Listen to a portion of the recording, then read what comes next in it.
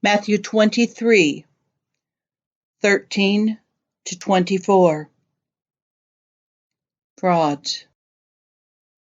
I've had it with you. You're hopeless. You religion scholars, you Pharisees, frauds. Your lives are roadblocks to God's kingdom. You refuse to enter and won't let anyone else in either.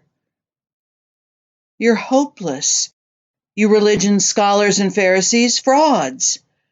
You go halfway around the world to make a convert, but once you get him, you make him into a replica of yourselves. Double damned. You're hopeless. What arrogant stupidity. You say, if someone makes a promise with his fingers crossed, that's nothing.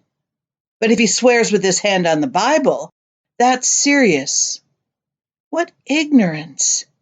Does the leather on the Bible carry more weight than the skin on your hands? And what about this piece of trivia?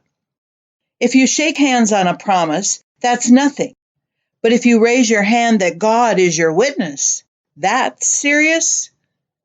What religious hair splitting! What difference does it make whether you shake hands or raise hands?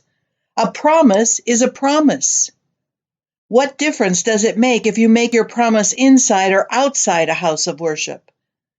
A promise is a promise. God is present, watching and holding you to account regardless. You're hopeless. You religion scholars and Pharisees, frauds. You keep meticulous account books, tithing on every nickel and dime you get. But on the meat of God's law, things like fairness and compassion and commitment, the absolute basics, you carelessly take it or leave it. Careful bookkeeping is commendable, but the basics are required.